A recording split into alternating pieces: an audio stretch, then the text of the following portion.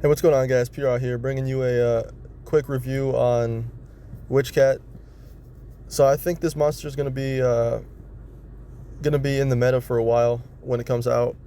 Um, I'll explain why over the course of this review, but just some real quick points I want to make is that if you look at the books, she's gonna be exclusive villain and female, and I think.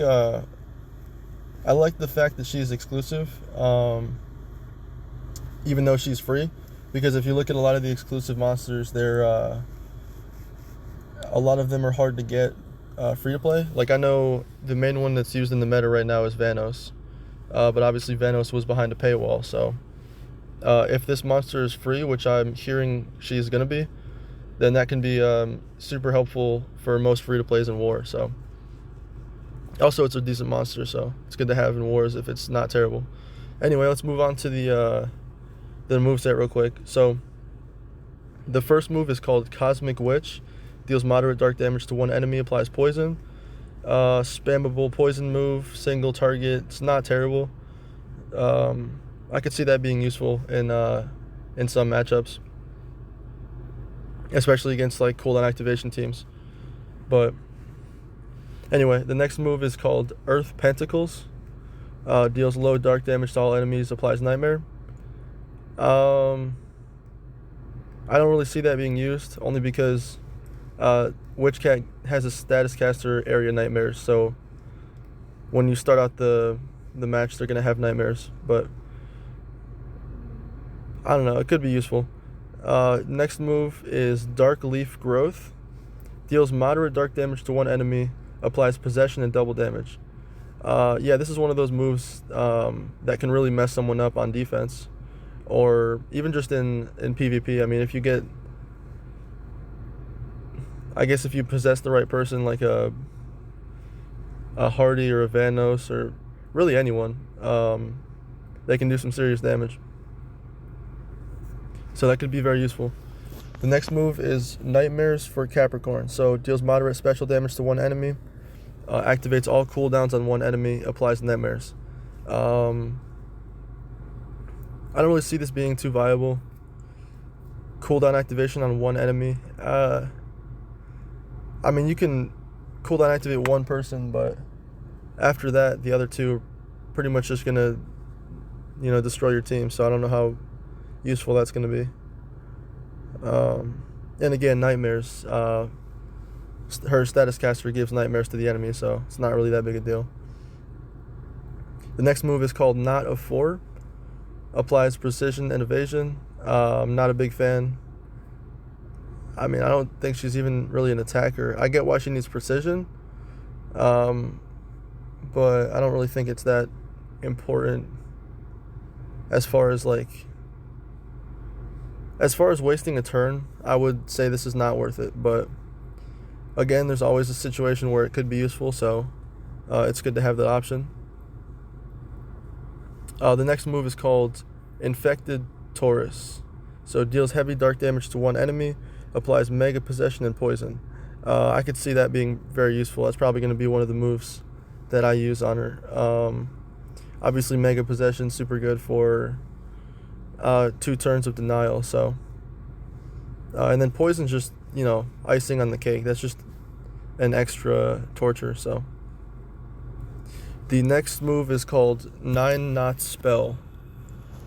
So, deals moderate dark damage to all enemies, applies possession and nightmares to all enemies. This is probably going to be your main source of denial. AoE possession and nightmares. Again, nightmares not that important, but it's possession. It's AoE, so it's going to be probably the most used. Rooted Virgo. So deals moderate special damage to one enemy, activates all cooldowns on one enemy, gives 1 extra turn to itself. Yeah, that's probably going to be another one of those moves that's ran quite often. It's kind of like the Kraken move. That's like pretty much the same thing, but yeah. And then the ultimate Black Rune Release. So 50% chance of killing an enemy, 20% chance of killing a boss, deals moderate dark damage to all enemies, and cooldown activation. I think the ultimate can be, again, that's one of those things on defense that can be super super useful. It's like kind of why Nor is kind of good on defense, because if you get an ultimate, it's instant death. You know, it's not like a 3-turn cooldown um, where you can negative effect removal and like it's gone and never happened.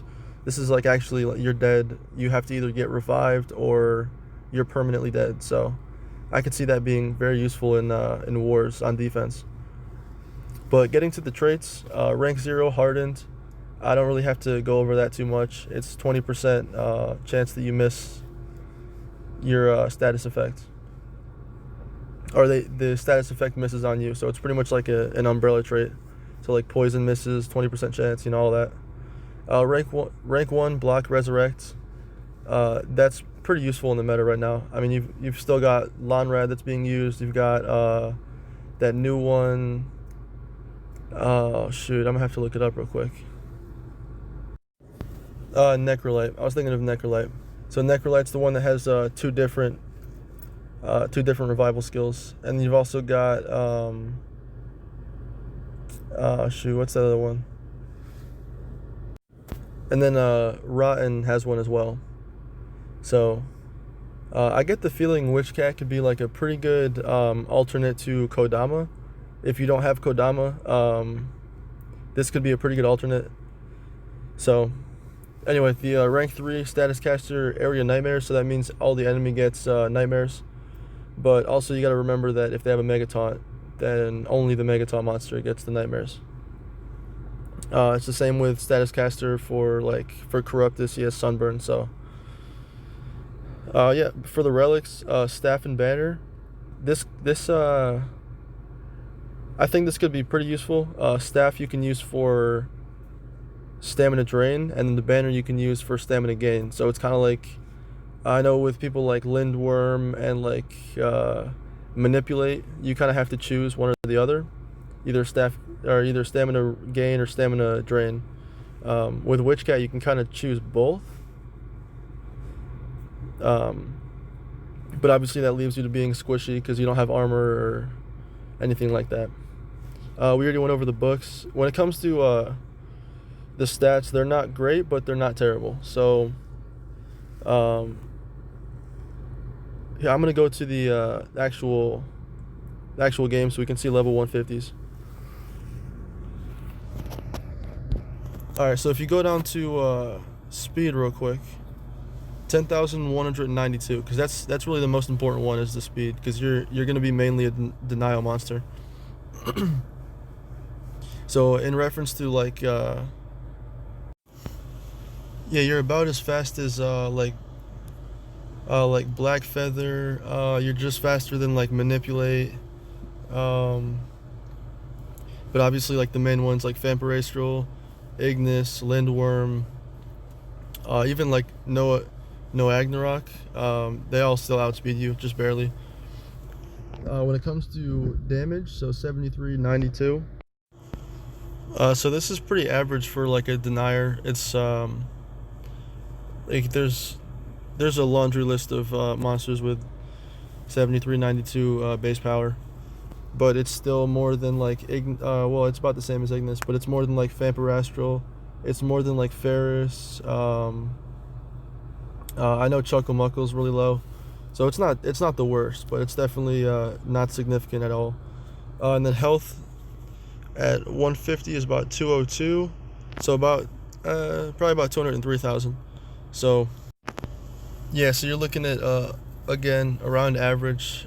So like tied with Vampirastral, and I think like, so it's actually tied with Shelly too. So hopefully that puts it in a little bit of perspective for you, because I know Shelly's pretty meta right now.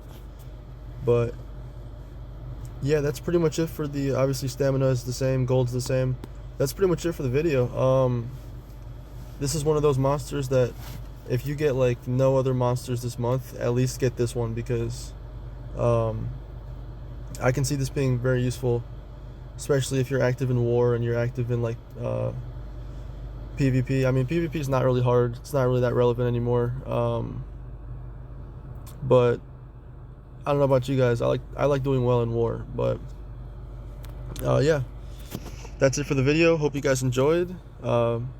Leave a comment. You know, if you're gonna get the monster, what your thoughts are on the monster, and peace out.